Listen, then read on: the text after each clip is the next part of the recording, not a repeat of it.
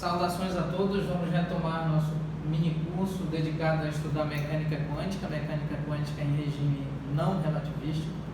Então, apresentando agora os postulados da mecânica quântica, apresentados exatamente, né, no início, no momento de transição das teorias clássicas, por assim dizer, no momento de transição das teorias clássicas para essa nova teoria, denominada teoria quântica, depois mecânica quântica. E vale mais uma vez ressaltar que os resultados laboratoriais, experimentais, relativos ao cálculo da radiação emitida por estruturas com temperatura T, os resultados experimentais estavam em discordância com os resultados analíticos, matemáticos, algébricos, associados ao mesmo fenômeno e fazendo uso do eletromagnetismo clássico. Então havia essa divergência entre os resultados experimentais e os resultados analíticos, matemáticos, algébricos. Muito bem. E no âmbito do eletromagnetismo clássico, no âmbito da mecânica clássica, no âmbito da termodinâmica, por exemplo, especialmente no âmbito da mecânica clássica e do eletromagnetismo clássico, a energia ela é uma função que varia continuamente. Então, o domínio da função é contínuo, de modo que a continuidade de uma função, em geral, deve ser estudada com base na análise real, com base no cálculo diferencial e no cálculo integral. Muito bem, então trata-se de uma função contínua. E a energia é entendida como uma função contínua no âmbito da mecânica clássica e do eletromagnetismo clássico. A questão é que, e vale ressaltar, matematicamente falando, que a continuidade de um intervalo em um determinado espaço, por exemplo, se considerarmos o espaço dos reais, o espaço dos reais é um espaço contínuo pelo fato de que é possível, que efetivamente o espaço é composto por uma quantidade de infinitos ou infinitos dentro de infinitos, de modo que se nós escolhermos, se supusermos um único número no espaço contínuo dos reais, nós jamais saberemos informar qual é o número imediatamente posterior e qual é o número imediatamente anterior ao determinado número.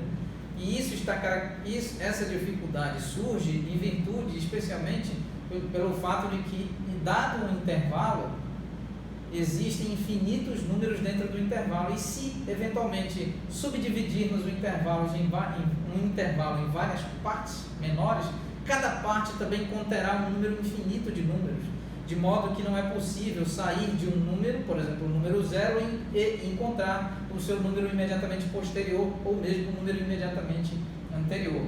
Daí o caráter especial e complexo, obviamente, de um espaço contínuo, um espaço que apresenta infinitos dentro de infinitos. Então, o Max Planck consegue, então, apresentar apropriadamente uma expressão para a energia, uma expressão com caráter de uma função, por assim dizer, uma função discreta, que obedece a um espaço matemático discreto. E assim, de modo que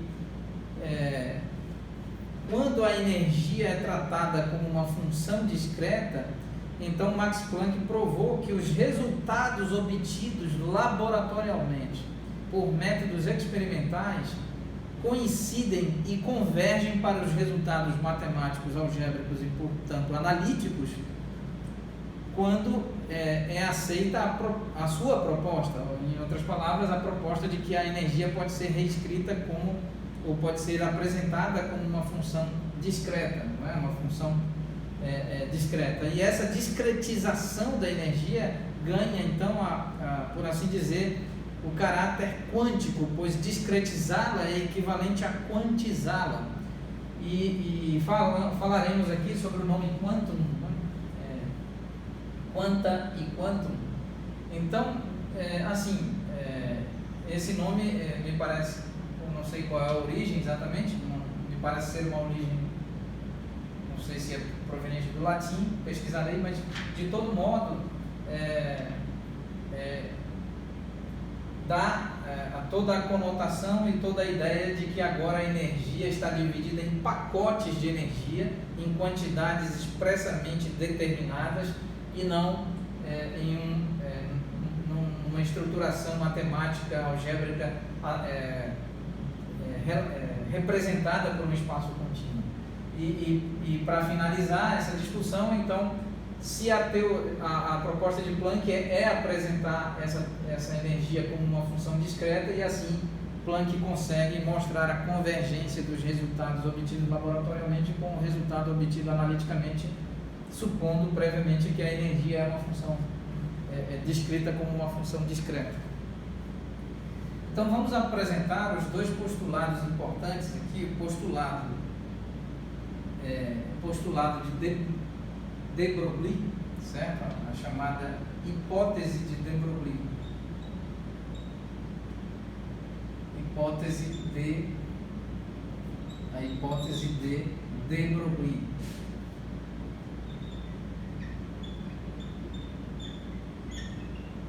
A hipótese de de Broglie, como resumi-la, né? É importante entender que o efeito fotoelétrico, né, evidencia, por assim dizer, que a luz, a onda eletromagnética se comporta como partícula, certo? Então é importante perceber, né, que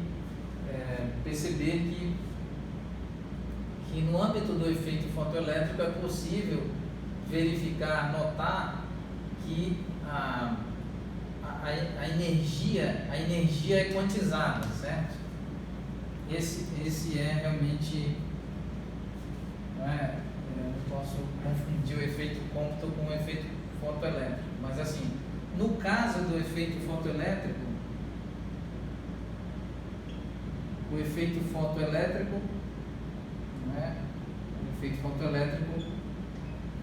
evidencia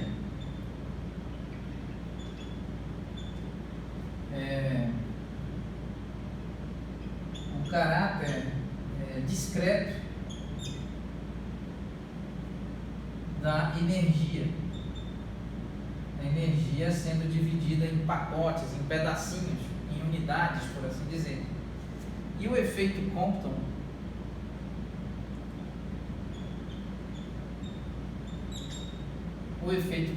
também, de alguma maneira, evidencia, né, que a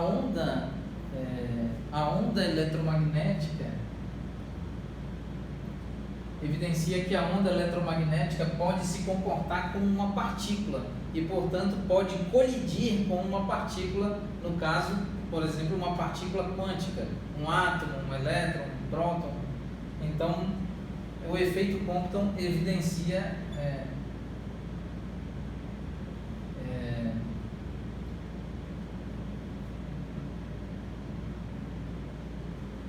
o caráter corpuscular e ondulatório da luz, certo? Então o efeito fotoelétrico evidencia o caráter discreto da energia de uma onda eletromagnética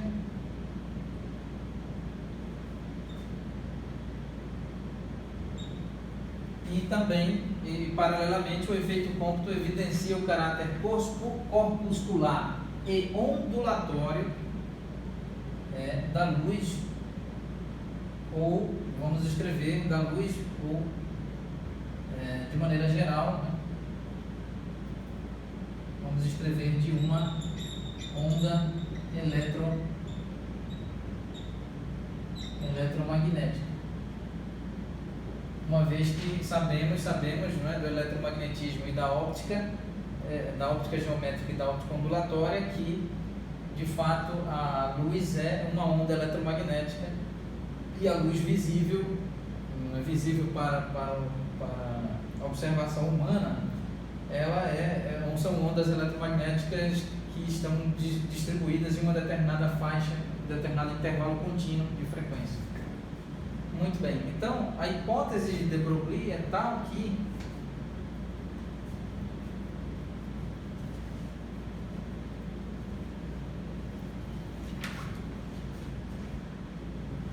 a hipótese de de Broglie, vamos escrever,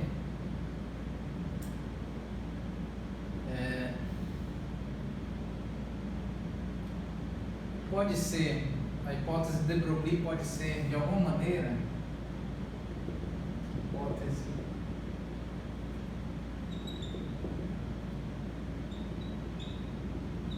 de de Broglie, a hipótese de de Broglie pode ser entendida, assim, pode ser reexpressa. Nós podemos fazer uma observação importante sobre como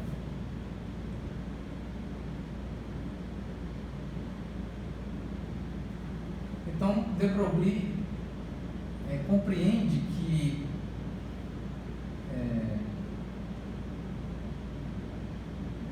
sabendo que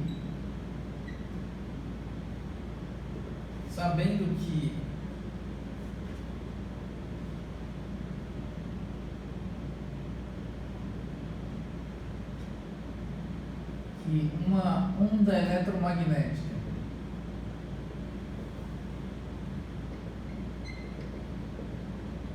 e toda onda eletromagnética é necessariamente um fenômeno ondulatório, é um fenômeno físico ondulatório. É importante destacar que no âmbito da física clássica nós temos uma física clássica que estuda fenômenos corpusculares, ou seja, apresenta todo um formalismo matemático e experimental para estudar partículas, para estudar corpos compostos por partículas, e portanto existe uma dinâmica especial para partículas. E ainda no âmbito da física clássica nós temos uma outra parte da física dedicada a estudar fenômenos ondulatórios, ou seja, estudar outra entidade encontrada no universo observável denominada onda. Então as ondas obedecem a uma dinâmica e a um formalismo matemático e laboratorial de análise diferente, certo?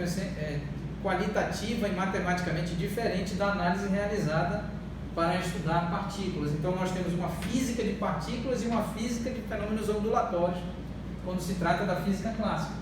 E o de Broglie, este grande cientista, consegue entender que, e faz assim, entender no âmbito já do desenvolvimento da mecânica quântica, que existe uma relação entre onda e partícula, entre partícula e onda. Então, sabendo que uma onda eletromagnética que está intimamente associada a uma física de fenômenos ondulatórios, sob certas circunstâncias, certas condições,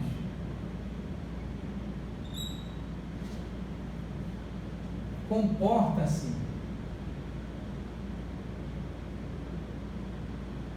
como partícula,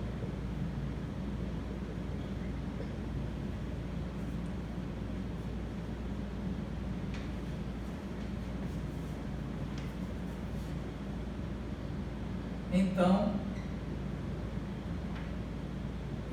é possível e razoável que a matéria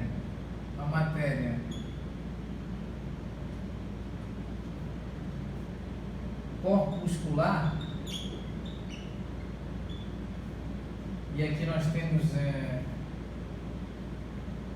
fenômeno ondulatório e fenômeno, e aqui nós temos fenômeno ondulatório, física de fenômenos ondulatórios, né? E aqui nós temos física de fenômenos corpúsculos, física de partículas.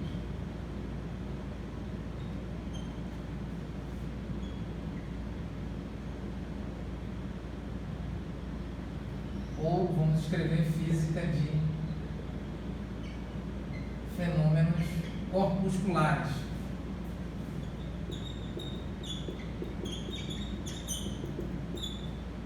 corpusculares. Então nós temos uma física de fenômenos ondulatórios e uma física de fenômenos corpusculares.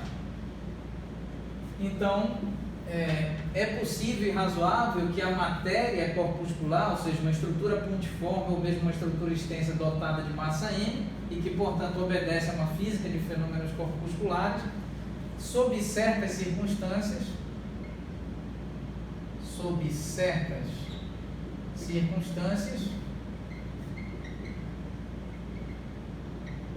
comporte-se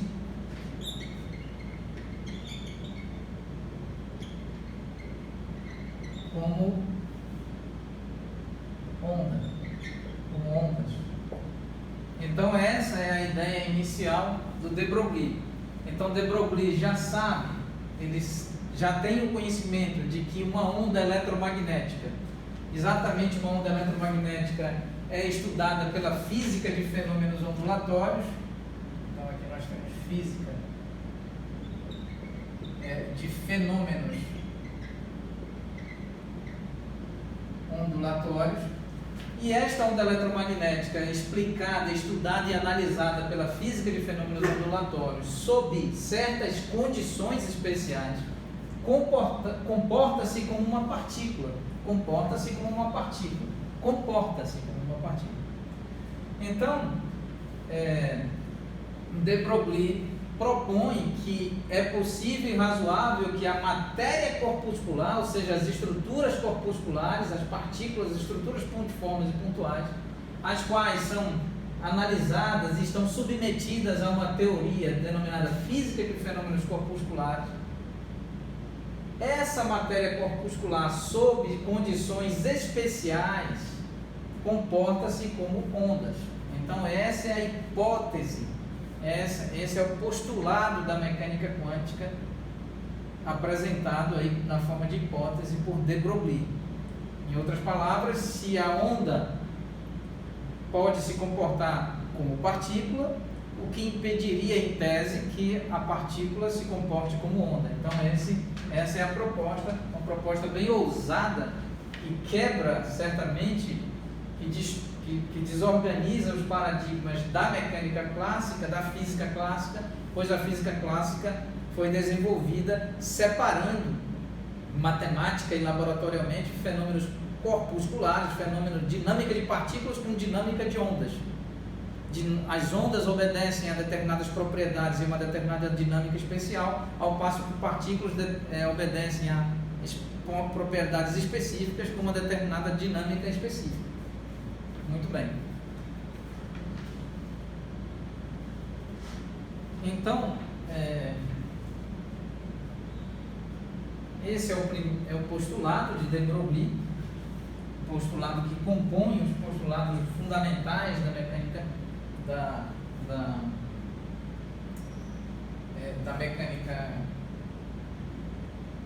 da mecânica quântica, certo? E isso pode ser aqui expresso assim: momento linear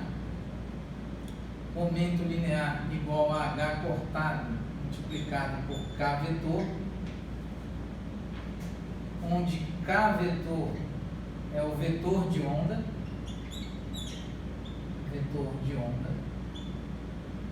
e p é o momento linear.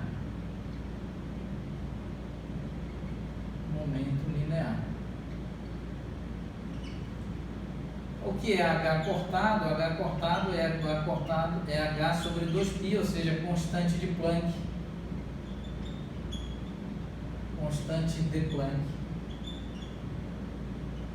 E nós já vamos imediatamente apresentar o postulado, por assim dizer, número 1 da mecânica quântica, que é o postulado de Planck. Então vamos aqui rapidamente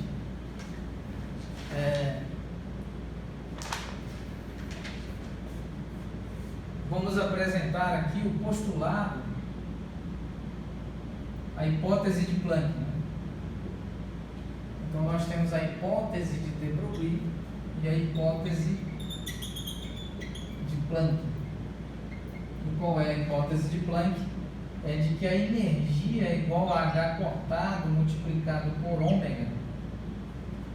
A energia é igual a H multiplicado por frequência, e nós vamos analisar essa relação muito bem, sempre entendendo que ômega é igual a 2π multiplicado por frequência e que H cortado é igual a H dividido por 2π. Então, Planck apresenta essa proposta aqui, né, de que a energia determinada é entendida como pacotes de energia do tipo constante de Planck e frequência, H multiplicado por F, frequência, ou em outras palavras, H cortado multiplicado por ômega, onde ômega é a frequência angular, de acordo com a mecânica clássica, e de acordo com a teoria de fenômenos, a física de fenômenos ondulatórios lá da física clássica, isso é igual a 2π multiplicado por frequência, e H cortado é igual a constante de Planck dividido por 2π, de modo que essa é a hipótese de Planck, a hipótese de que a energia é uma grandeza discretizada e, portanto, ganha o nome de grandeza quantizada. Daí surge o nome mecânica quântica, certo? Pois nós temos aqui uma quantização da energia, nós temos um pacote de energia, nós temos um quantum de energia, certo? Isso é um quantum de energia, entendendo assim como um pacote de energia. Então aqui nós temos a hipótese de de Broglie, de forma realmente bastante ousada do ponto de vista científico, associa o momento linear com o vetor de onda.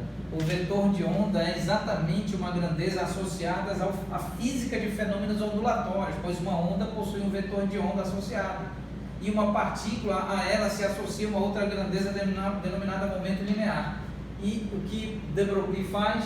De Broglie associa uma grandeza de física de fenômenos corpusculares com uma grandeza relativa à física de fenômenos ondulatórios, e faz essa associação com uma constante de acoplamento que é nada mais do que a constante de Planck dividido por 2π. Então, esses são os dois postulados iniciais da mecânica quântica: o postulado de Broglie e o postulado de Planck, o postulado de Planck e o postulado de Broglie. Encerramos a aula neste ponto e retomaremos oportunamente.